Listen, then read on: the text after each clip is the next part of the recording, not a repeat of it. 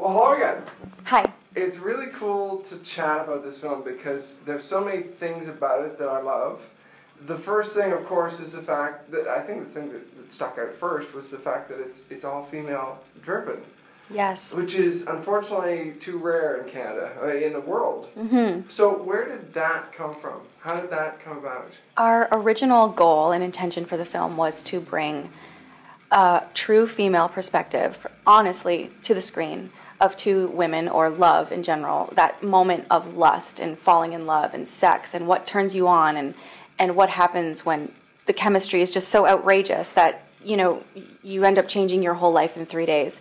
So coming at it, we had the great challenge of sort of bringing as much of the female perspective to life as we could. So for that, we had an all-female crew, top to bottom, like grips, electric, everything. All of our keys, wardrobe, you know, sound, boom op. It was fantastic because every little facet of the film each had its little unique female touch to it, even the editing and the score, the music. So it brought about our original intention, which was to get that real, true, honest female perspective of what it's like to fall in love. That's amazing. I mean, do you hope that there's some momentum behind this, that we're going to see more women behind the scenes? Because it does feel like there's a fair lack if you go to most sets. True. I suspect that after this film and all the attention and awareness that's been brought to the center, like, I feel like it's a hot button topic, women in film and how underrepresented we are. And I feel that the buzz has begun. I just hope that it continues, that there's a commitment, and that it you know, that it's not just a hot buzz topic for the year, but that we really make a change and a commitment to dedicate, you know, the screens to some female voices, whether that be directing, writing, or lead female characters that are strong and interesting and different. I'm hoping to see a lot more of that on screen. That's cool. Mm-hmm. And I mean, Toronto's so busy right now that I think, as far as I've ever heard, there's almost a lack of talent. So maybe some women will be driven into the field. Ooh la la, it's true. Hopefully we can get all that young generation of incredible filmmakers out there coming to the screen and, like, they can't help themselves but start to create and start, you know, finding their voices and showing them to the country and to the world. Right. Mm-hmm. So in terms of the film, where did the idea come from? How did it start? How did you get involved? I got involved because they saw my feature film 88, right, and they really loved the visual aesthetic, and there was some very small moments of intimacy in that film that they gravitated towards and they found interesting and thought, you know, with Below Her Mouth, there might be a match there. And the producing team, Melissa Coughlin, had been watching sort of my career grow from way back when, from Rock, Paper, Scissors, The Way of the Tosser. So she had been watching me grow throughout the last decade, I would say. So they were aware of my work. And then when I met with the writer and the team, I immediately connected to the script. And I had just gone through an intense love affair and heartbreak, and so I could really connect to the material.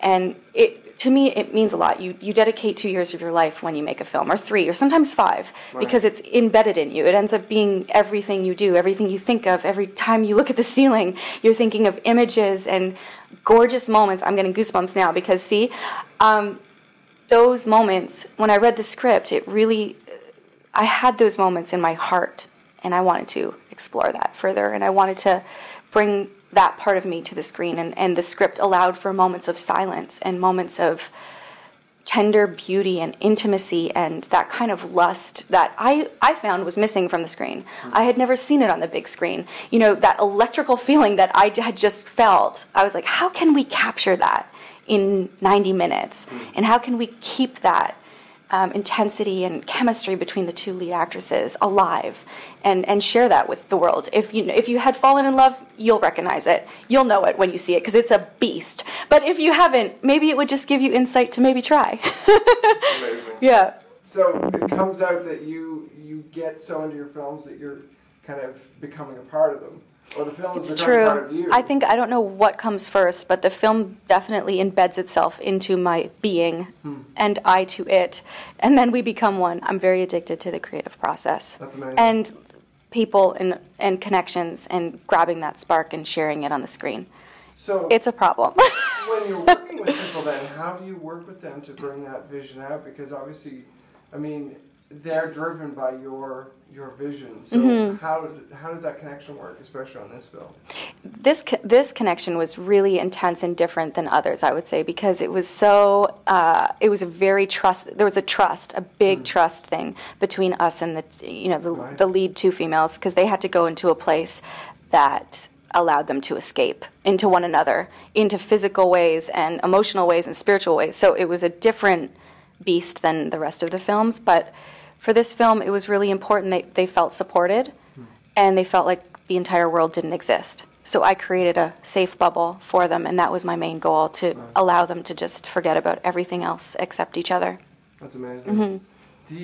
Have you noticed that I've noticed quite a bit of traction for the film so far, that I see that one image almost everywhere when I see people talking about TIFF, especially Canadian outlets are using it, I think, quite rapidly. Do you feel you must feel some pride for the fact that it's getting so much attention for all the reasons? I feel thrilled. I think the film really is special and has a huge impact, and it's important to screen this film right now, because it has.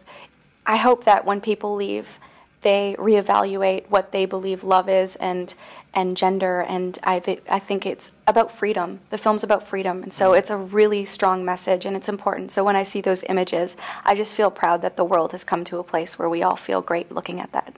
That's cool. Yeah. The other thing I want to know is, in terms of this film, the thing that I always see at TIFF is there's films that get such a high rise, and then it comes time post-TIFF, and what happens to the film then? What do you think needs to change, that some of these films that come out of TIFF that get so much applause will continue to share that limelight after? True. Momentum is a tough thing to capture. It's like lightning in a bottle. So I think once the train starts, you really have to keep it moving forward. Right. Otherwise, if you let it slow down for a second, the train stops. So for me, it's like keep them excited. The festivals have to keep running. We have to go and show the world, and international festivals, keep them going until February, when we have our wide launch in Canada. Cool. And is it taking the film locally that gets it out in Canada, do you think? Is that part of the chemistry that works? Yes, it is, and I think that the filmmakers and the team behind it have to really support the film. So for a smaller film, it's important that they hear the voices and who created it, and what, bring the actresses to different places, because it offers something unique to that film, rather than seeing a big blockbuster Marvel film, which is fantastic as well. This offers the alternative, where it's a lot more intimate, and they love the stories behind the films, and that's what makes it special, and they'll actually go out to the theater and buy a ticket because they're curious. So we have to stand by the film, I believe, a smaller film, and really make sure that it's heard on the big, on the very competitive big screen. It's huge out there. So how do you feel then about home video and all that sort of thing? Because I don't often get to talk to directors about that post part. After it's been in theaters, things have changed at home now that people have huge TVs that they can actually see sometimes the actual definition that the film was meant to be in. Do you get some satisfaction from it doing well at that stage too, or? Of course, I think. Are you hoping more that it's earlier though, or? I hope for everything, because why not? Because I want the film to reach as wide of an audience as possible. And the younger generation, let's face it, are going to watch it on iPhones and iPads. But hey, if they're watching it, I think it's so important that they see it and that they know it exists, that if it's absorbed on any medium, I'm ecstatic. That's cool. Yeah. So, in terms of TIFF itself, are you looking forward to doing certain things while you're, around for it? It's such a big platform and moment to meet with other filmmakers and everything else. Do you find it like a learning stage too, or anything else? TIFF is definitely something I've aspired to for the last 2 decades. So for the first time in my life, I'm going to let go and enjoy the roller coaster ride, because I've worked so hard, I feel like in a dark tunnel for so many years to, learn my craft and love my craft and explore and make big, bold new steps with my work, that I think this time I'm going to try to just enjoy life and the moments. Awesome. So you can actually go to some parties and things. Well, I don't think parties, but I'm not a big party girl, but I'll live it up at the media things for sure. Right. Yeah. Well, thank you very much. What do you work on next?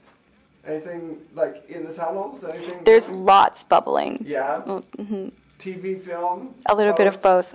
I'm literally heading to Montreal after this to do Bellevue, which stars Anna Paquin, and I'm very thrilled about it's an incredible script. So are you doing, like, how many episodes? A block of 2. Mm-hmm. Awesome. Mm-hmm. Well, that's great. I can't see it. And then the rest, I'm doing a feature, and we just have to decide which one. Okay. Yeah, in the spring. Mm-hmm. Well, we'll keep our fingers crossed. Look forward to it. Yes, sounds good. Thank you very much. Thank you so much.